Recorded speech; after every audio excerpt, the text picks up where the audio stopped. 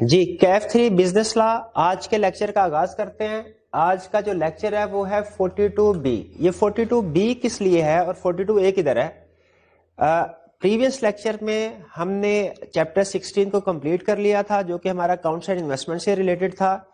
اس کے M C cues کی discussion رہتی ہے. ایم سی کیوز کی ڈسکشن علیحدہ سے ویڈیو کلپ کے ذریعے آپ کے ساتھ شیئر کی جائے گی. جو ایم سی کیوز کی ڈسکشن ہوگی چیپٹر 16 کے ایم سی کیوز کی وہ ہمارا لیکچر ہوگا 42A. اب 42B کیا چیز ہے؟ ویسے تو 42A یعنی جب ہم ایم سی کیوز ڈسکس کر لیں گے اس کے بعد ہمارا کمپنی لا کا پورشن کمپلیٹ ہو گیا. ہم نے کنسپٹس بھی اسٹڈی کر لیے, ہم نے ساتھ ساتھ ہر کنسپٹ کے جو 5 روپے کے کویسچن تھے ان کو بھی ڈسکس کر لیا اور اس کے بعد ایم سی کیوز کو بھی ڈسکس کر لیا. لیکن چونکہ لا میں جو سب سے اہم سکل ہوتی ہے پاس کرنے کے لیے وہ ہوتا ہے کیس اسٹڈی کی پریکٹس, اور نارملی اسٹوڈنٹس کو کیس اسٹڈی کو ڈرافٹ کرنے میں اٹمپٹ کرنے میں پرابلم ہوتی ہے. تو اس لیے میں یہ چاہ رہا ہوں کہ اس سیشن میں ہم خاص طور پہ فوکس کریں کیس اسٹڈیز کی ڈرافٹنگ اور اس کی پریکٹس کے اوپر. تو کمپنی لا ختم ہونے کے بعد مرکنٹائل لا کی طرف چلنے سے پہلے میں نے بہتر سمجھا کہ کیس اسٹڈیز کی کچھ پریکٹس کر لی جائے. اس سے پہلے آپ کو یاد ہوگا ہم نے چیپٹر 13 میں کیس اسٹڈیز کی پریکٹس کی تھی جس میں نے آپ کے ساتھ ڈسکس کیا تھا کہ آپ نے کس طریقے سے کیس اسٹڈیز کو اٹمپٹ کرنا, ڈرافٹ کرنا ہے. اب ہم چیپٹر 16 کی کیس اسٹڈیز کو ڈرافٹ کرنے اٹمپٹ کرنے جا رہے ہیں. اس کے بعد میری کوشش یہ ہوگی کہ جو دوسرے چیپٹرز ہیں جیسے چیپٹر 14, چیپٹر 15 ان کی کیس اسٹڈیز بھی آپ کے ساتھ ڈسکس کروں. تو آج کے لیکچر میں بیسیکلی آج کے لیکچر کے 2 حصے ہوں گے. ایک حصے میں ایم سی کیوز کی ڈسکشن ہے جو کہ 42A ہوگا, اور دوسرا حصہ جو یہ ہے ہمارا اس میں ہم نے چیپٹر 16 کی کیس اسٹڈیز کو ڈسکس کرنا ہے, کمپلیٹ کیس اسٹڈی کو, کہ ایگزام میں ہم نے اس کی ڈرافٹنگ کس طریقے سے کرنی ہے. تو چلتے ہیں چیپٹر 16 کی کیس اسٹڈیز کی طرف. اس میں سے 5 پیپرز میں سے میں نے کچھ کیس اسٹڈیز کو سیلیکٹ کیا ہے. یہ کیس اسٹڈیز ہم کلاس میں پریکٹس کریں گے, پلس اس کے علاوہ اسی لیکچر سے ریلیٹڈ کچھ مزید کیس اسٹڈیز بھی ہیں جو آپ کو ہوم اسائنمنٹ کے طور پہ دی جائیں گی. وہ اس کے ساتھ ہی فائل آپ کے ساتھ شیئر کر دی جائے گی, پی ڈی ایف کی فائل. اس میں فردر کیس اسٹڈیز ہوں گی جو آپ نے خود سے اٹمپٹ کرنی ہے. اس کلاس میں ہم تقریباً 4-5 کیس اسٹڈیز کوشش کریں گے جو 5 پیپرز کی ہیں, اور جو وہ کنسپٹ جو زیادہ تر آئی کیپ ٹیسٹ کرتا ہے ان کے اوپر ہم کیس اسٹڈیز کو ڈسکس کریں, ان کیس اسٹڈیز کو.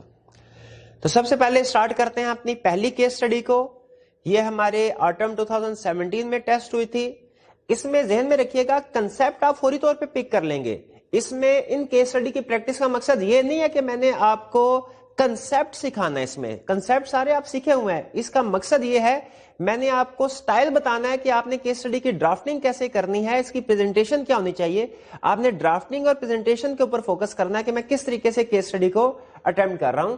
بیسک رول ذہن میں رکھیے گا, ہمارے لا کے پیپر میں 3 طرح کے کویسچنز آئیں گے. 3 طرح کے کویسچن, ایک ایم سی کیوز, ایک ریویو کویسچنز اور ایک کیس اسٹڈیز.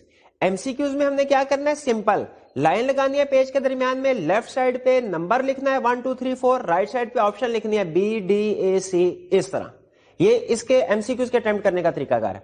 جو کنسپٹ ریویو کویسچن ہوتا ہے اس میں وہ سمپل ہم سے لیگل پروویژن پوچھتا ہے کہ آپ ہمیں بتا دیجئے کہ ایکسیپشنز کیا ہے, کہ کب جو ڈیویڈنڈ کی پیمنٹ اگر ڈیلے ہوگی تو سی ای او جو ہے وہ اس کو پینالائز نہیں کیا جائے گا. اور اسی طرح دوسری جو بھی ایسوسیٹڈ کمپنیز کی ڈیفینیشن بتا دیجئے, سبسیڈری کمپنی بتا دیجئے, اس کو ڈیفائن کر دیجئے, اور انویسٹمنٹ کرنی ہے ایسوسیٹڈ کمپنی میں اس کی کنڈیشنز کیا ہوگی. سمپل ریپروڈکشن کا کویسچن پوچھے گا, وہ ہم نے لیگل پروویژن ریپروڈیوس کر دینی ایز اٹ از. لیکن جب کیس اسٹڈیز کے اوپر آئے گا, تیسرا ٹائپ آف کویسچن جو کیس اسٹڈیز ہے, اس میں ہمارے ہمیشہ 2 حصے ہوں گے. ایک میں ہم لیگل پروویژن بتائیں گے اور دوسرے میں جو اس کیس سے ارد گرد گھوم رہی ہوگی, اور دوسرے حصے میں ہم ڈیسیژن اور بیسس آف ڈیسیژن کو پروڈیوس کریں گے. تو ابھی اچھا شروع میں ایک چیز میں اور آپ کو بتا دوں, شروع میں آپ کو یہ پرابلم ہوگی کہ کنسپٹ ریویو, کچھ کنسپٹ ریویو کویسچن اور کچھ کیس اسٹڈیز میں ڈیفرینشیٹ کرنے میں پرابلم ہوگی. تو آپ کو تھوڑا سوچنا پڑے گا کہ یہاں پہ میں نے صرف لیگل پروویژن لکھنی ہے یا لیگل پروویژن کے ساتھ ڈیسیژن یا بیسس آف ڈیسیژن بھی لکھنا ہے. شروع میں جو اسٹوڈنٹ کیس اسٹڈی جن کے لیے نہیں ہوتی ہے ان کو ڈیفرینشیٹ کرنے میں کہ کون سا کویسچن کنسپٹ ریویو کویسچن ہے, کون سا کیس اسٹڈی والا, یہ مشکل آتی ہے. لیکن جیسے جیسے آپ پریکٹس کرتے جائیں گے آپ کو کلیئرلی پتا چلتا جائے گا کہ یہ کیس اسٹڈی والا کویسچن ہے, سمپل ریپروڈکشن کا کویسچن ہے. نارملی اسٹوڈنٹس نے جو رول بنایا ہوتا ہے وہ یہ کہ اگر تو جو کویسچن ہے وہ 4-5 سینٹینسز کے اوپر مشتمل ہے یا اس میں کچھ اس نے کمپنیز کے نام وغیرہ لکھے ہوئے ہیں تو وہ کیس اسٹڈی ہوگی.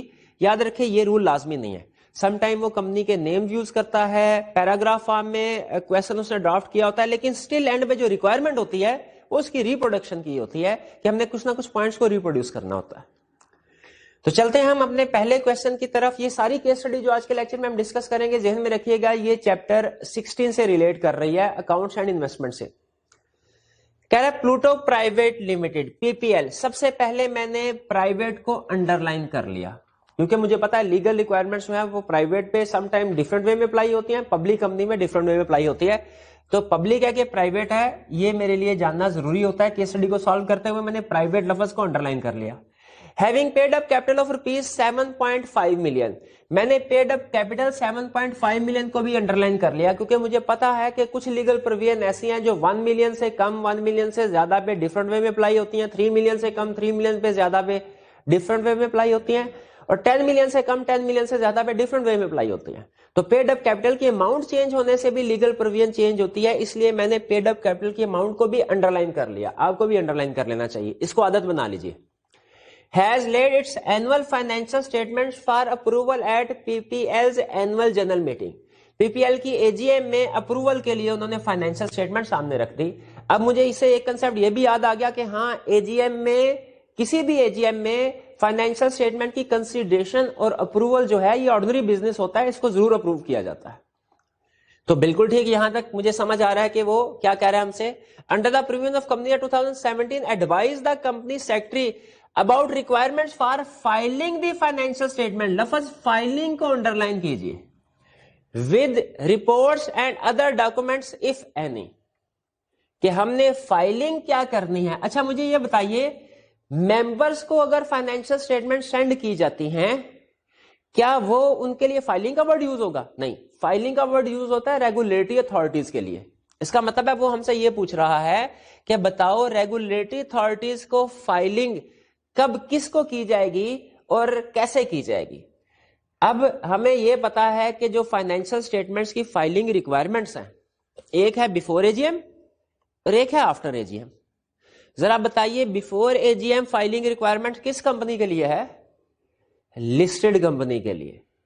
लिस्टेड कंपनी ने एजीएम से पहले फाइनेंशियल स्टेटमेंट्स फाइल करनी है रेगुलेटरी अथॉरिटीज को, और एजीएम, लेकिन यहां पे एजीएम से पहले नहीं, एजीएम के बाद की बात कर रहा है। क्वेश्चन में उसने क्लियरली कह दिया कि एजीएम हो गई है, एजीएम में अप्रूवल हो गई है। अब बताओ, इसका मतलब है हमने एजीएम के बाद बताना। एजीएम के बाद क्या किसी कंपनी ने अपनी फाइनेंशियल स्टेटमेंट्स डायरेक्टर्स रिपोर्ट और ऑडिट रिपोर्ट के साथ फाइल करनी होती है? इसका जवाब है बिल्कुल फाइल करनी होती है। किस कंपनी ने? लिस्टेड ने भी, अनलिस्टेड ने भी। लिस्टेड कंपनी के लिए पीरियड क्या है भला फाइलिंग करने का? 30 डेज। अनलिस्टेड कंपनी के लिए पीरियड क्या है? 15 डेज। लेकिन एक्सेप्शन थी, ऐसी प्राइवेट कंपनी जिसका पेड अप कैपिटल 10 मिलियन से कम हो, उसके लिए फाइलिंग रिक्वायरमेंट्स नहीं है। तो इसीलिए चूंकि ये एक प्राइवेट कंपनी है, इसका पेड अप कैपिटल 10 मिलियन से कम है, इसके लिए फाइलिंग रिक्वायरमेंट नहीं है। हाँ, अगर यही वो कह देता कि पेड अप कैपिटल 12.5 मिलियन है, फिर हम कहते हैं इसने फाइल करना है, विद इन 15 डेज फाइल करेगी, ठीक है, और फाइनेंशियल स्टेटमेंट्स के साथ डायरेक्टर्स रिपोर्ट और ऑडिटर रिपोर्ट भी। लेकिन यहां पे अब फाइलिंग रिक्वायरमेंट इसके ऊपर एप्लीकेबल नहीं है। अब ये क्वेश्चन हमने टेक्निकली सॉल्व कर लिया, लेकिन इसको एग्जाम में प्रेजेंट कैसे करना है, अब आइए ये देखते हैं। सबसे पहले रेलिवेंट लीगल प्रोविजन, इस क्वेश्चन से रिलेटेड रेलिवेंट लीगल प्रोविजन कौन सी है कि प्राइवेट जो फाइलिंग रिक्वायरमेंट है आफ्टर एजीएम, ये एप्लीकेबल नहीं है प्राइवेट कंपनी पे जिसका पेड अप कैपिटल 10 मिलियन से कम हो। इस केस से रिलेटेड ये रेलिवेंट प्रोविजन है। बिफोर एजीएम वाली प्रोविजन रेलिवेंट नहीं है, क्योंकि क्वेश्चन का फैक्ट हमें बता रहा है एजीएम के बाद की बात हो रही है। तो यहां पे देखिए, सबसे पहले हमने हेडिंग दे दी रेलिवेंट लीगल रिक्वायरमेंट। उसमें जिस लीगल रिक्वायरमेंट के गिर्द ये केस घूम रहा है वो हमने बता दिया। Filing requirements do not apply on A private company having paid up capital up to rupees 10 million. इसको आप अपने अल्फाज में भी लिख सकते हैं। कंसेप्ट रूल यही होना चाहिए, अल्फाज आपके डिफरेंट हो सकते हैं, लेकिन ऐसा ना अल्फाज डिफरेंट हो आप 10 मिलियन को 5 मिलियन कर लें, वो फिर क्वेश्चन गलत हो जाएगा। कंसेप्ट या लीगल प्रोविजन सेम होनी चाहिए, अल्फाज आप चेंज कर सकते हैं अपनी, अगर आपकी इंग्लिश अच्छी है, ड्राफ्टिंग अच्छी है, आप खुद से सेंटेंस बना सकते हैं तो चेंज कर ले, ورنہ نارملی جن اسٹوڈنٹس کی انگلش ڈرافٹنگ اچھی نہیں ہوتی وہ خود سے سینٹینس نہیں بنا سکتے. کچھ اسٹوڈنٹ ایسے بھی ہوتے ہیں جن کی انگلش ایوریج اسٹوڈنٹ سے ویک ہوتی ہے, ان کو پھر ہم سجیسٹ کرتے ہیں کہ جو لکھا ہو آپ اس کو ایز اٹ از پروڈیوس کر لیں تو بہتر ہے, ورنہ آپ اس کو اپنے الفاظ میں بھی لکھ سکتے ہیں. پھر یہ لیگل پروویژن ہم نے لکھ دی. پھر اس کے بعد decision and bases of decision, اس میں اب ہم نے ڈیسیژن کرنا ہے.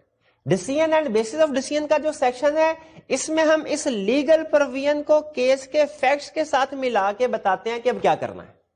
یعنی کیس اسٹڈی میں جو کمپنی کا نام یوز ہوا ہے, جو پرسنٹیجز یوز ہوئی ہیں, جو ڈیٹس یوز ہوئی ہوتی ہیں, وہ ساری چیزیں ہم ڈسکس کرتے ہیں basis and decision and bases of decision میں.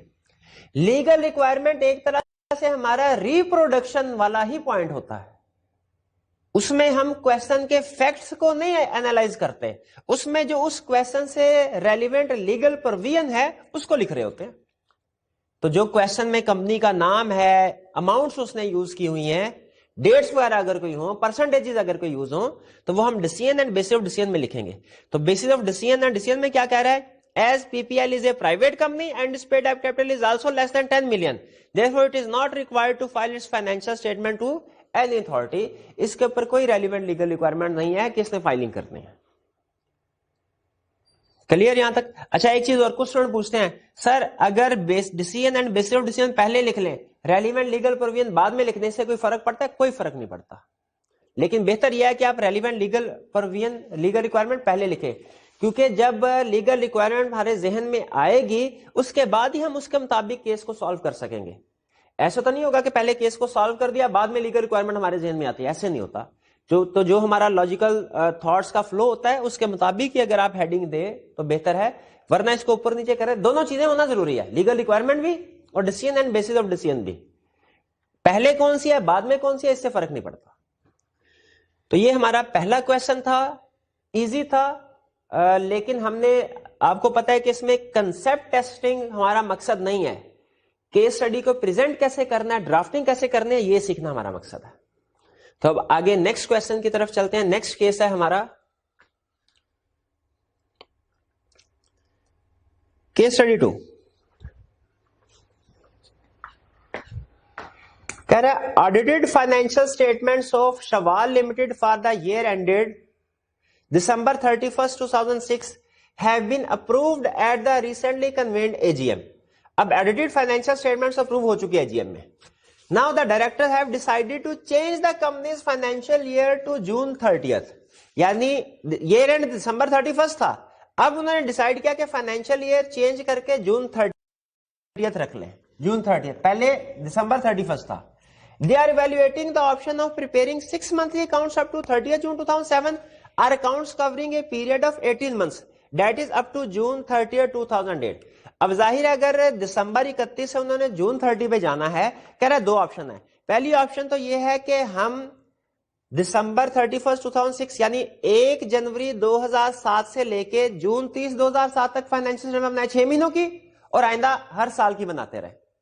اور دوسری آپشن ہے کہ 1 جنوری 2007 سے لے کے 30 جون 2008 18 مہینوں کی فائنینشیل اسٹیٹمنٹ بنائے اب کنورژن کرتے ہوئے, اور پھر اس کے بعد ہر سال 12 مہینوں کی فائنینشیل اسٹیٹمنٹ بناتے رہیں.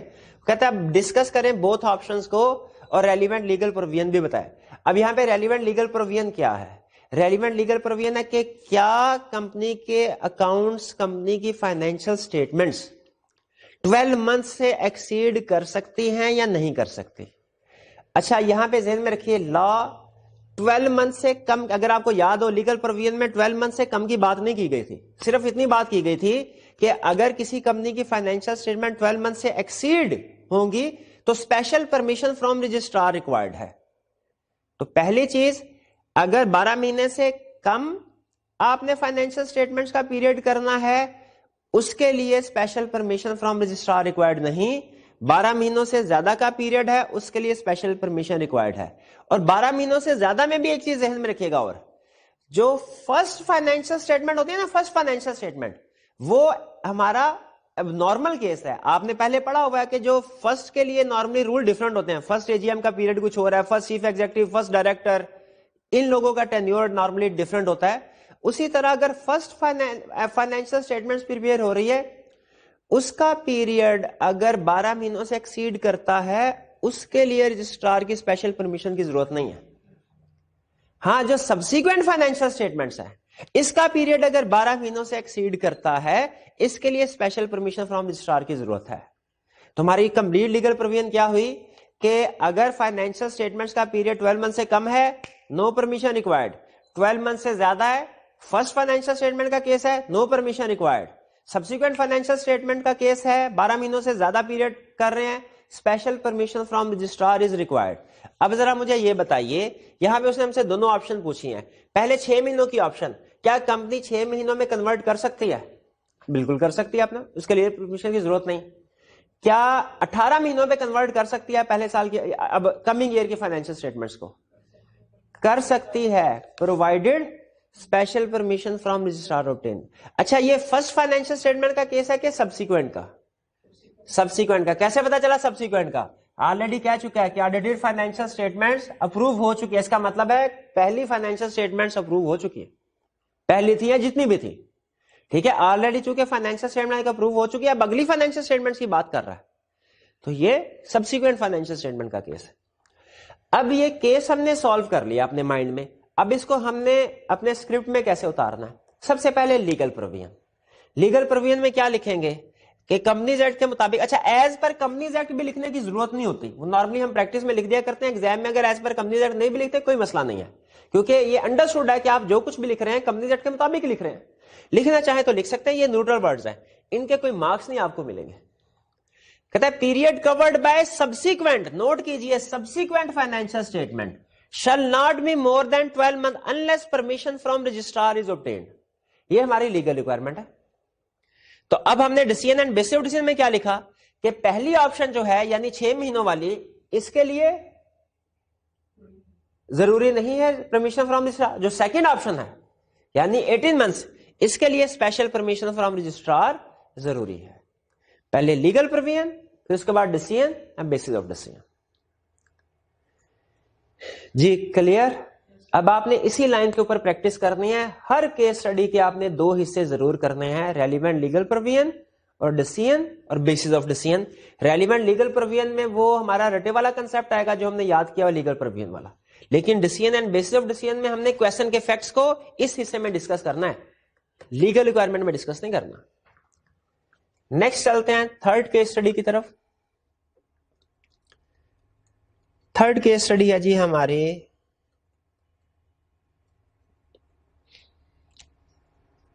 کراچی ٹیلی کمیونیکیشن پرائیویٹ لمیٹڈ KTL. اچھا یہاں پہ بھی اگین پرائیویٹ کمپنی, پرائیویٹ کو میں نے انڈر لائن کر لیا کیونکہ مجھے پتا ہے لیگل پروویژن پرائیویٹ اور پبلک کمپنی میں ڈفرنٹ وے میں اپلائی ہوتی ہیں. واز انکارپوریٹڈ آن 1 مارچ 2009. 1 مارچ 2019 کو انکارپوریٹ ہوئی under the companies act 2017. its directors have decided to hold the first AGM of the company on August 10, 2010. Dates میں نے پرائیویٹ کو بھی انڈر لائن کیا اور میں نے ڈیٹس کو بھی انڈر لائن کیا کیونکہ کیس اسٹڈی میں ڈیٹس بھی اہم ہے, پرسنٹیجز بھی اہم ہے, ٹائپ آف میٹنگ کیا ہے یہ بھی اہم ہے. ڈیٹ کو AGM کو انڈر لائن کیا اور پھر اگلی ڈیٹ وہ کہہ رہا ہے جی اگست 10, 2010 کو ہم فرسٹ AGM پلان کر رہے ہیں for placing the first audited financial statement for the period ended March 31st. March 31st کو بھی انڈرلائن کر لیا, period end March 31st ہے. For approval. Comment on the decision of directors in the light of provisions contained in Companies Act 2017. اس میں 2 issues ہیں. پہلا issue یہ ہے کہ AGM, فرسٹ AGM کب کنڈکٹ ہو رہی ہے, اور دوسرا ایشو ہے جو فائنینشیل اسٹیٹمنٹس ہیں وہ کب پریزنٹ ہو رہی ہیں. ٹھیک ہے, اور ان کا پیریڈ کیا ہے. تو فرسٹ AGM کے بارے میں ہمارا رول کیا ہے, لیگل ریکوائرمنٹ کیا ہے, فرسٹ AGM کب کنڈکٹ ہونی چاہیے. اب ہم نے دونوں کو ڈسکس کرنا ہے. آپ چاہے تو AGM, فرسٹ AGM اور فرسٹ فائنینشیل اسٹیٹمنٹ یہ دونوں ایشوز علیحدہ علیحدہ ڈسکس کر لیں یا اکٹھے ڈسکس کر لیں, جیسے یہاں پہ ہم نے اکٹھے ڈسکس کیا ہے. یعنی لیگل پروویژن میں دونوں ریلیونٹ لیگل پروویژن جو انوالو ہو رہی ہیں وہ لکھ رہی ہیں, اور decision and basis of decision میں پہلے ایک کا ڈیسیژن کر دیا پھر دوسرے کا ڈیسیژن کر دیا. وہ کہہ رہا ہے جی پہلی AGM ہم نے کنڈکٹ کروانی ہے اگست 10 کو 2010. فرسٹ اے جی ایم کا اب رول کیا ہے, ریلیونٹ لیگل پروویژن کیا ہے؟ فرسٹ اے جی ایم کب کنڈکٹ ہونی چاہیے؟ Within 16 months from date of incorporation. یہاں پہ دیکھیے ہم نے پہلے لکھ دیا فرسٹ اے جی ایم, یہ لیگل پروویژن لکھ دی. First A G M is conducted within 16 months from the date of incorporation. اب decision and basis of decision میں ہم نے اس کو لنک کرنا ہے کوشچن کے ساتھ. کمپنی انکارپوریٹ ہوئی 1 March 2009 کو, اور اے جی ایم کنڈکٹ کروانے جا رہے ہیں اگست 10 2010 کو. تو اب میں کاؤنٹ کر لوں, 1 مارچ کا مہینہ گیا, اپریل مئی جون جولائی اگست ستمبر اکتوبر نومبر دسمبر جنوری فروری مارچ اپریل مئی جون. تو اس کا مطلب یہ ہے کہ 30 جون کو 16 مہینے پورے ہو رہے ہیں, تو کمپنی کو 30 جون تک اے جی ایم کنڈکٹ کروا لینی چاہیے اپنی پہلی اے جی ایم. اب میرا اگلا کوشچن, کیا اس کی ایکسٹینشن پاسبل ہے؟ بالکل extension possible. First A G M میں بھی ایکسٹینشن پاسبل ہے, سبسیکوینٹ اے جی ایم میں بھی ایکسٹینشن پاسبل ہے. انلسٹڈ ہے تو رجسٹرار سے 30 دن تک کی ایکسٹینشن مل سکتی ہے, یعنی 30 جولائی تک. 10 اگست کو بہرحال ایکسٹینشن کے باوجود بھی, اگر ایکسٹینشن حاصل کر لیتے ہیں اس کے باوجود بھی میٹنگ کنڈکٹ نہیں ہو سکتی. تو ڈیسیژن میں ہم لکھیں گے کہ اے جی ایم اگست 10 2020 کو کنڈکٹ نہیں ہو سکتی, یہ 30 جون تک کنڈکٹ ہونی چاہیے. اور اگر ایکسٹینشن حاصل کر لی جاتی ہے تو اپ ٹو 30 جولائی یہ کنڈکٹ ہونے چاہیے. یہ تو کہ ہمارا اے جی ایم والا. اب اس میں ایک اور مسئلہ بھی ہے فائنینشیل اسٹیٹمنٹ کا. فائنینشیل اسٹیٹمنٹ کا ایشو کیا والا کہ پہلے سال کی فائنینشیل اسٹیٹمنٹس آپ نے شاید نوٹ کیا ہو, وہ 12 نہیں 13 مہینوں کی بن رہی ہے. 1 مارچ کو کمپنی انکارپوریٹ ہوئی اور پہلی فائنینشیل اسٹیٹمنٹ بن رہی ہے, first audited financial statement March 31 2010 کا, یعنی مارچ 2009 ایک مہینہ, پھر اس کے بعد آگے پورا سال مارچ 31 مارچ 2010. تو 13 مہینوں کی فائنینشیل اسٹیٹمنٹ بن رہی. کیا 13 مہینوں کی فائنینشیل اسٹیٹمنٹس بنا سکتی ہے کمپنی؟ لیگل پروویژن پہلے لکھیں گے کیا کہ جو فرسٹ فائنینشیل اسٹیٹمنٹس ہے وہ ڈیٹ آف انکارپوریشن سے کلوز آف فائنینشیل ایئر. اچھا, کلوز آف فائنینشیل ایئر کا مطلب یہ نہیں ہے کہ 1 مارچ 2009 کو اگر کمپنی انکارپوریٹ ہوئی تو 31 مارچ ایئر اینڈ ہے, 31 مارچ 2009 کو لازمی ہے ایک مہینے کی فائنینشیل اسٹیٹمنٹ بنانا. نہیں بھئی, 31 مارچ 2009 بھی ایئر اینڈ ہے, 31 مارچ 2010 بھی ایئر اینڈ ہے. تو وہ چاہے ایک مہینے کی بنا لیتی چاہے 13 مہینوں کی بنا لے. اب یہاں پہ اگر ایک مہینے شارٹر پیریڈ ہو, 12 منتھ سے شارٹر پیریڈ ہو, اس کے لیے رجسٹرار کی اپروول کی ضرورت ہوتی ہے کیا؟ نہیں. لیکن اگر 12 منتھ سے لانگر پیریڈ ہو, رجسٹرار کی اپروول ضرورت ہوتی ہے کیا؟ 12 منتھ سے زیادہ پیریڈ کے لیے اگر فائنینشیل اسٹیٹمنٹ بنائی جائے, کیا special permission from registrar required ہے؟ بالکل ریکوائرڈ ہے, لیکن سبسیکوینٹ کے کیس میں, فرسٹ کے کیس میں نہیں ہے. یہ فرسٹ فائنینشیل اسٹیٹمنٹ. اس کا مطلب ہے اس فائنینشیل اسٹیٹمنٹ کا پیریڈ 13 منتھس ہو سکتا ہے. فرسٹ فائنینشیل اسٹیٹمنٹ کا رجسٹرار کی اپروول کی ضرورت نہیں ہے. لیگل ریکوائرمنٹ ہم نے لکھا first financial statement shall cover period from date of incorporation till close of the financial year. ٹھیک ہے, ڈیسیژن بیس آف ڈیسیژن میں لکھیں گے کہ اگرچہ یہ پیریڈ 13 منتھس ہے, 12 منتھ سے ایکسیڈ ہو رہا ہے, 1 مارچ سے اس کو ڈیٹس کا ریفرنس دیں گے, 1 مارچ 2009 سے 31 مارچ 2010 تک 13 منتھ بنتے ہیں. لیکن جو کہ فرسٹ فائنینشیل اسٹیٹمنٹ ہے اس لیے special permission from registrar required نہیں ہے. جی کچھ کلیئر ہوا؟ ہم نے یہ کویسچن کیسے ڈیفرنٹ تھا پچھلے کیس اسٹڈی سے, اس میں ایک نہیں 2 لیگل ریکوائرمنٹس تھے. تو سم ٹائم ایسا بھی ہوتا ہے. ٹھیک ہے, جیسے آپ نے وہ جو ڈائریکٹرز کی ڈسکوالیفیکیشن کی کچھ کیس اسٹڈیز کی اگر پریکٹس کی ہے تو اس میں سم ٹائم ایک کویسچن میں 2 ڈسکوالیفیکیشن آ جاتے تھے. تو ہم نے اس سچویشن میں دونوں کو ڈسکس کرنا ہوتا ہے, یاد رکھیں. یہ ہماری کیس اسٹڈی 3. اس کے بعد آگے چلتے ہیں نیکسٹ کیس اسٹڈی کی طرف.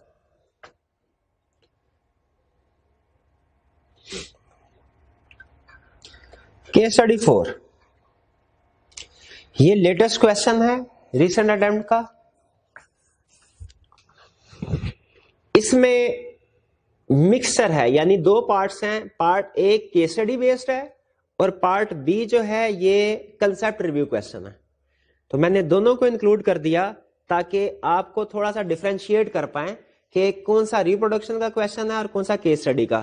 دیکھیں جو تو سمپل اس نے اسٹیٹمنٹ لکھی ہے نا جس میں کسی کمپنی وغیرہ کا ذکر نہیں ہے وہ تو کنفرم ہے ریپروڈکشن کا کویشچن ہے, سمپل ہم سے وہ ریکوائرمنٹ پوچھ رہا ہے. لیکن جس میں وہ کمپنی کے نیم ڈیٹس وغیرہ یوز کرتا ہے وہ normally case study based question ہوتا ہے, لیکن لازمی نہیں ہے. میں نے آپ کو بتایا سم ٹائم وہ کیس میں پیراگراف فارم میں کویشچن دیتا ہے, نیم یوز کرتا ہے کمپنیز کے, ٹائم پیریڈ وغیرہ ڈیٹس کو یوز کرتا ہے, لیکن اینڈ پہ جو ریکوائرمنٹ ہوتی ہے وہ اس کا ریپروڈکشن کا کویشچن ہوتا ہے. ٹھیک ہے, تو اس کو پڑھ کے آپ کنفرم کہہ سکتے ہیں ریپروڈکشن کا کویشچن ہے. ان کو دیکھ کے آپ یہ نہیں کہہ سکتے کہ کنفرم ہے کیس اسٹڈی. زیادہ چانس یہی ہے کہ اس طرح کا جو کویشچن ہوگا, اس طرح کی ڈرافٹنگ ہوگی وہ کیس اسٹڈی بیسڈ ہوگا, لیکن ریکوائرمنٹ پہ ڈیپینڈ کرتا ہے ریکوائرمنٹ میں کیا کہہ رہا ہے. تو سٹارٹ کرتے ہیں ہم. اے کہہ رہے نصیر اے نان ایگزیکٹو ڈائریکٹر. اب نان ایگزیکٹو ڈائریکٹر آپ کو پتا ہوگا کون, ایک ایگزیکٹو ڈائریکٹر ہوتا ہے جو کمپنی کے امپلائمنٹ میں انوالو ہوتا ہے, نان ایگزیکٹو کا کمپنی کے امپلائمنٹ سے تعلق نہیں ہوتا. کہہ رہے نان ایگزیکٹو ڈائریکٹر ہے اولیور ٹریولز لمیٹڈ OTL کا. While reviewing details of investment made by OTL, has shown his concern on the following shares that are not held in the name of OTL. جو director ہے اسے اپنے concern show کرو, اس نے کہا بھائی company نے انویسٹمنٹ کیا ہے اور یہ کمپنی کے نام پہ نہیں ہے. اب اس سے فوراً ہمیں پتا چل گیا کہ یہ کنسپٹ ہم نے کہاں پڑھا ہے, انویسٹمنٹ والے چیپٹر میں ہم نے اسٹڈی کیا تھا کہ کمپنی کی جو بھی انویسٹمنٹ ہے کمپنی کے نام پہ ہونی چاہیے. لیکن آپ کو یاد ہے اس کی ہم نے کچھ ایکسیپشنز بھی پڑھے تھے جن میں انویسٹمنٹ کمپنی کی ہے لیکن ہو سکتا ہے کمپنی کے نام پہ نہیں, ادر پرسن کے نام پہ رجسٹرڈ ہو. وہ یاد ہے آپ کو وہ کون کون سے کیسز تھے جن میں ادر کمپنی کے نام پہ رجسٹرڈ ہو سکتی ہے؟ نہیں یاد آپ کو؟ آگے چلتے ہیں, پہلے ان کو پڑھ لیتے ہیں, جو اس کیس سے ریلیونٹ ہوگی ہم اس کو لکھیں گے اپنے آنسر میں. پہلا 500 shares in park travels private limited are held in the name of Rahim who is an employee of OTL. OTL کا امپلائی ہے اور 500 شیئرز اس کے نام پہ ڈال. PTPL is a wholly owned subsidiary of OTL. اب ہم OTL کے پوائنٹ آف ویو سے کیس کو ڈسکس کرنے جا رہے ہیں. OTL کی wholly owned subsidiary ہے.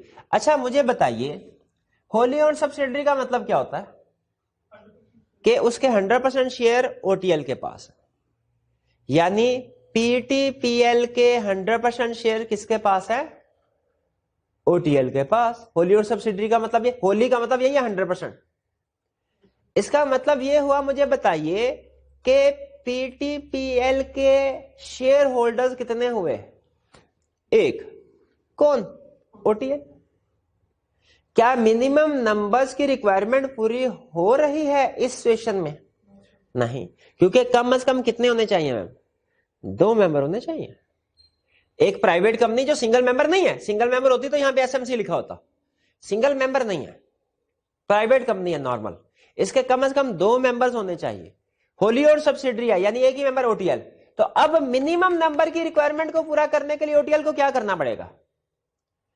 اپنے کچھ شیئر جو ہیں ایک نومینی پرسن کے نام پہ رجسٹر کرنے پڑیں گے تاکہ منیمم نمبر آف ممبرز کی ریکوائرمنٹ پوری ہو جائے. اب مجھے بتائیے, اب آپ کو یاد آیا کوئی اس طرح کی ہم نے ایکسیپشن پڑھی ہے کہ منیمم نمبر آف ممبرز کو پورا کرنے کے لیے ایک کمپنی اپنے کچھ شیئرز نومینی پرسن کے نام پہ رجسٹر کروا سکتی ہے؟ بالکل. تو ہم یہاں پہ لیگل ریکوائرمنٹس میں یہ لکھیں گے کہ ایک کمپنی کو اجازت ہے وہ منیمم نمبر کو پورا کرنے کے لیے اپنے کچھ شیئر نومینی پرسن کے نام پہ رجسٹر کروا سکتے ہیں. یہ ہماری لیگل ریکوائرمنٹ ہو گئی. اب ڈیسیژن اینڈ بیسک ڈیسیژن میں کیا لکھیں گے کہ چونکہ PTPL ایک پرائیویٹ کمپنی ہے جس کے کم از کم 2 ممبر ہونے چاہیے, جبکہ wholly owned subsidiary ہونے کی وجہ سے اس کا صرف 1 ممبر تھا, اس لیے اس سچویشن میں منیمم نمبر آف ممبرز 2 کو پورا کرنے کے لیے OTL کر سکتی ہے کچھ شیئرز اپنے ایک امپلائی کے نام پہ ٹرانسفر, تاکہ اب اس کمپنی کے 2 ممبر ہو جائیں اور لیگل ریکوائرمنٹ پوری ہو جائے. اس میں پہلے ہم نے لیگل ریکوائرمنٹ لکھ دی کہ نومنی پر منیمم نمبر کو پورا کرنے کے لیے نومنی کے نام پہ ٹرانسفر کر سکتے ہیں. پھر اس کو decision and basis of decision میں ایکسپلین کر دیا کہ چونکہ یہ پرائیویٹ کمپنی ہے 2 ممبر ہونے چاہیے, یہاں پہ اس کے لیے کر سکتے ہیں. بالکل ویلڈ کیا انہوں نے, غلط نہیں کیا. دوسرا point 5000 shares of tours and tours private limited TTPL are held in the name of Sami, who is a non-executive director in TTPL by virtue of OTL's nomination. OTL owns 30% voting rights in TTPL. अब OTL के 30% shares हैं TTPL में. अच्छा, एक तो मुझे ये पता चल गया कि इसका मतलब है OTL और TTPL एसोसिएटेड कंपनी हो गई, क्योंकि 20% या उससे ज्यादा शेयर होल्डिंग हो एक कंपनी की दूसरी कंपनी में तो वो एसोसिएटेड कंपनी हो जाती है. लेकिन यहां पे वो एसोसिएटेड का कंसेप्ट नहीं पूछ रहा. वो कह रहा भाई शेयर्स हैं OTL के, उसने समी के नाम पे क्यों ट्रांसफर कर दिए, समी के नाम पे क्यों ट्रांसफर कर दिए. अब देखिए, क्या OTL का राइट है, उसने इतने ज्यादा शेयर्स खरीदे हैं, क्या OTL का राइट है कि वो TTPL की डिसीजन मेकिंग में पार्टिसिपेट करे, उसके फैसलों में हिस्सा ले. क्या राइट है कि नहीं इस कंपनी का, OTL का? भाई राइट है. लेकिन क्या ये इसका डायरेक्टर बन सकती है, OTL TTPL का डायरेक्टर बन सकती है? हालांकि 30% शेयर होल्डिंग है, स्टिल इसका डायरेक्टर नहीं बन सकती. क्यों नहीं बन सकती, क्यों नहीं बन सकती? ना ना ना, OTL TTPL का डायरेक्टर क्यों नहीं बन सकती हालांकि 30% शेयर्स हैं? वो इसलिए कि बॉडी कॉर्पोरेट है, बॉडी कॉर्पोरेट डायरेक्टर बनने के लिए डिस्क्वालिफाइड है. तो अब कैसे डायरेक्टर्स में अपनी प्रेजेंटेशन को इंश्योर करें, अपनी पार्टिसिपेशन को इंश्योर करें? अपनी जगह किसी नॉमिनी डायरेक्टर को अपॉइंट कर दे. अब बाया लाइन पे समी को कहा भाई नॉमिनी डायरेक्टर बन जाओ, कहे मैं क्यों बनूं, मेरे पास तो शेयर्स ही नहीं है, मैं कैसे बन सकता हूं. ठीक है, और चूंकि मेरी गर्ज नहीं है डायरेक्टर बनने में, ये तो आप कह रहे हैं, आपका मकसद है, आपका मतलब है कि आप मुझे डायरेक्टर बनाना चाह रहे हैं, तो मैंने तो आपके इशारों पे काम करना है, उधर जाके अपना बेनिफिशियली तो काम कोई नहीं करना, तो मैं अपने पैसों से शेयर्स क्यों खरीदूं? तो उसके लिए फिर लॉ ने इजाजत दी है क्या कि OTL कुछ शेयर्स ट्रांसफर कर सकती है समी को ताकि वो डायरेक्टर बन सके, इसका नॉमिनी, इसके बिहाफ पे. लेकिन कितने शेयर, जितने मर्जी, उतने जितने रिक्वायर्ड हैं डायरेक्टर बनने के लिए, उससे ज्यादा नहीं. और डायरेक्टर बनने के लिए जितने शेयर्स रिक्वायर्ड होते हैं उन्हें क्या कहते हैं, क्वालिफिकेशन शेयर्स. तो क्वालिफिकेशन शेयर्स की हद तक OTL समी को शेयर ट्रांसफर कर सकती है, इससे ज्यादा नहीं. तो ये 2, इसमें हमने लीगल रिक्वायरमेंट्स में लिख दिया कि एक कंपनी अगर किसी नॉमिनी डायरेक्टर को अपॉइंट करती है तो अप टू क्वालिफिकेशन शेयर्स उसके नाम पे ट्रांसफर हो सकते हैं. और लीगल रिक्वायरमेंट में हम लिख देंगे, सॉरी ये लीगल रिक्वायरमेंट में लिखते हैं, बेसिस ऑफ डिसीजन और डिसीजन में लिख देंगे चूंकि OTL बॉडी कॉर्पोरेट है, खुद डायरेक्टर नहीं बन सकती, इसलिए जिसने जिसको नॉमिनेट किया उसके नाम पे शेयर्स रजिस्टर करवा सकती है, प्रोवाइडेड क्वालिफिकेशन शेयर की हद तक हो, उससे ज्यादा ना हो. यानी जितने जरूरी है सिर्फ उतने ट्रांसफर करवाए जाए. और सोली इसके नाम पे भी ट्रांसफर कर सकते हैं, ज्वाइंटली भी ट्रांसफर कर सकते हैं. ठीक है, ज्वाइंट ट्रांसफर का मतलब है 2 ओनर बन जाते हैं शेयर्स के, ताकि एक अपनी मर्जी से सेल करके उसको भागना चाहे, वो कंपनी की मर्जी. अगर एतबार का बंदा होगा तो उसी के नाम पे ट्रांसफर कर देंगे सोली, वरना फिर ज्वाइंटली रजिस्टर करवाए जाएंगे. B, under the provisions of companies act 2017 briefly discuss. क्या time frame with in which quarterly financial statement should be prepared and the requirements for its review. बताइए, क्या उसने बताया है हमें कि क्वार्टरली फाइनेंशियल स्टेटमेंट कौन सा टाइम बताना है, फर्स्ट का बताना है, सेकंड का, थर्ड का? नहीं बताया. तो किसका बताएं, सारों का. फर्स्ट का क्या है 30 डेज, गलत गलत, हाँ 30 days after close of quarter. Second का, थर्ड का 30 डेज क्लोज ऑफ क्वार्टर. और क्या रिक्वायरमेंट है रिव्यू की, कौन सी क्वार्टरली फाइनेंशियल स्टेटमेंट रिव्यू करवानी है, फर्स्ट, सेकंड, थर्ड के फोर्थ? फोर्थ होती नहीं है, फोर्थ तो एनुअल होती है. Second half yearly financial statement को रिव्यू करवाना है. अच्छा, किससे करवाना है? हाँ, आई कैप थोड़ी करेगा, स्टैट्यूटरी ऑडिटर से करवाना है. और इसकी टर्म्स एंड कंडीशन कौन डिसाइड करेगा? आई कैप डिटरमिन करेगा. अप्रूव कौन करेगा? कमीशन. ये बात लिखनी चाहिए कि नहीं रिव्यू में?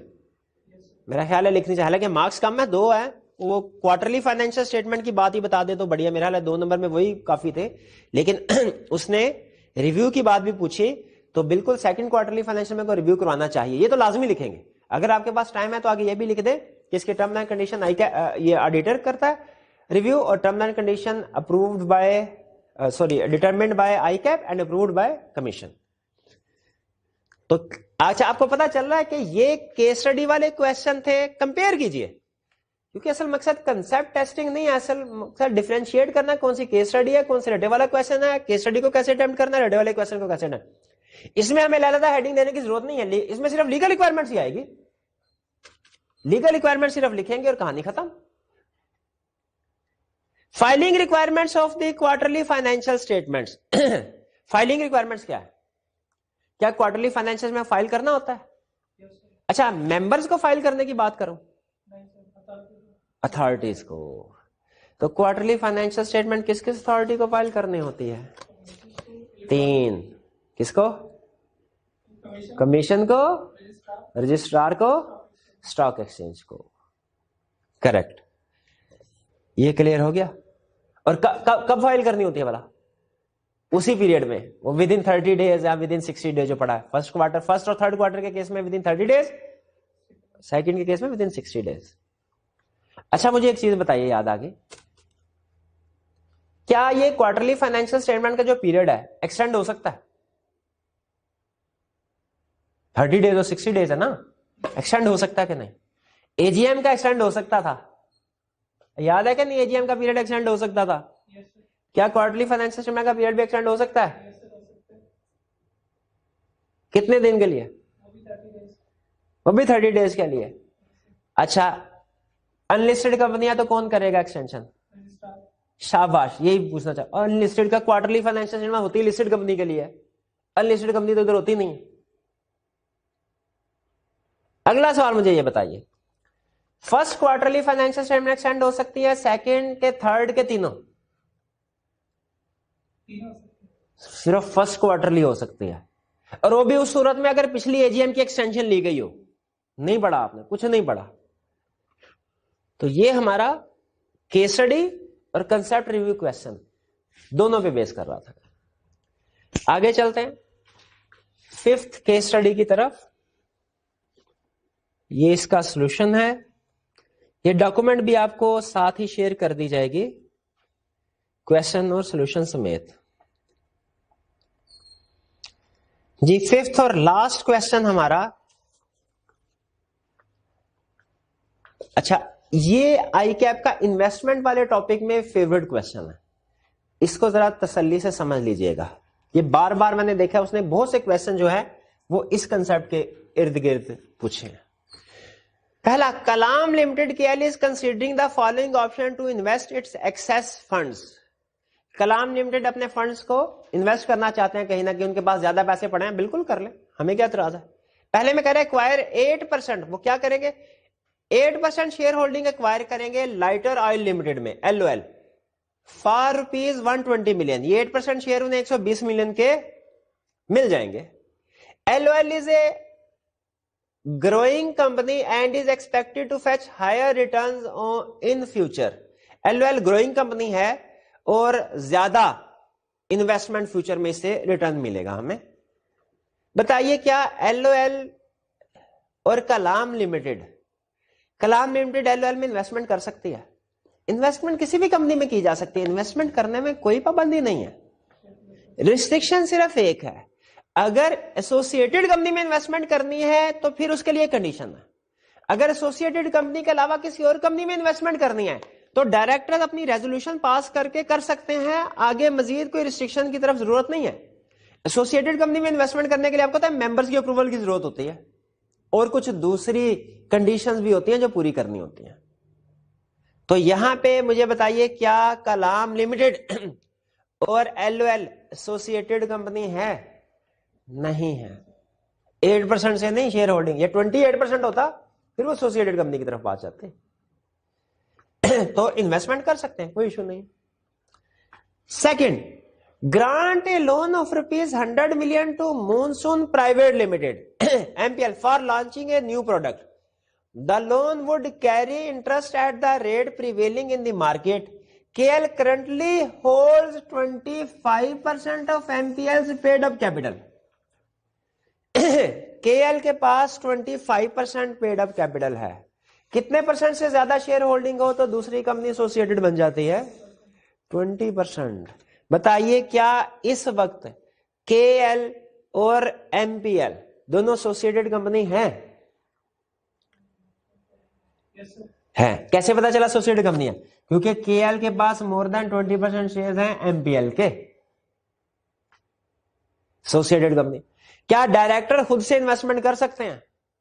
لیکن سوری، یہ تو انویسٹمنٹ ان ایسوسیٹڈ کمپنی والا کیس ہی نہیں ہے، یہ تو لون والا کیس ہے. تو لون تو انویسٹمنٹ نہیں ہوتی نا، تو بھی کیوں کا انویسٹمنٹ نہیں ہوتی؟ وہ انویسٹمنٹ میں کون کون سی چیزیں آتی ہیں؟ Equity, loan, advance, guarantee. لیکن جو نارمل ٹریڈ کریڈٹ ہے وہ نہیں. نارمل ٹریڈ کریڈٹ، یہ نارمل ٹریڈ کریڈٹ، یہ تو لون ہے، انویسٹمنٹ کی ڈیفینیشن میں آتا ہے. اب ایسوسیٹڈ کمپنی بھی ہے، انویسٹمنٹ بھی ہے، تو انویسٹمنٹ ان ایسوسیٹڈ کمپنی کے لیے لیگل ریکوائرمنٹ کیا ہے؟ کنڈیشنز پورا کرنی پڑتی ہیں. پر وہ کنڈیشن یاد ہے آپ کو؟ ہاں جی، جو پہلی والی جو تین انویسٹمنٹ اور اگر لون کی شکل میں ہے تو وہ بھی کنڈیشن لکھیں گے. ٹھیک ہے، چینج کی بات یہاں پہ لکھنے کی ضرورت نہیں، کیونکہ وہ انویسٹمنٹ کرنے کی بات کر رہا ہے، اس میں چینج کرنے کی بات نہیں کر رہا. اب اس کو ہم پریزنٹ کیسے کریں گے؟ پہلے میں legal provision, directors have power to make investment in any company through board resolution. ختم، یہ لیگل پروویژن آ گئی. اس کے پھر decision and basis of decision میں لکھیں گے چونکہ یہ L O L K L کی ایسوسیٹڈ کمپنی نہیں ہے، ڈائریکٹر ریزولوشن کے ذریعے سے انویسٹمنٹ کر سکتے ہیں، کوئی ایشو نہیں. لیکن دوسرے میں ہم کیا لکھیں گے؟ اگر انویسٹمنٹ کی جاتی ہے کسی ایسوسیٹڈ کمپنی میں تو اس کے لیے ریسٹرکشن اینڈ کنڈیشن کو پورا کرنا ضروری ہے. لیگل ریکوائرمنٹ میں صرف اتنا لکھ دیں گے. بہتر یہ ہے کہ وہ جو ریسٹرکشن وغیرہ وہ decision and basis of decision میں لکھیں.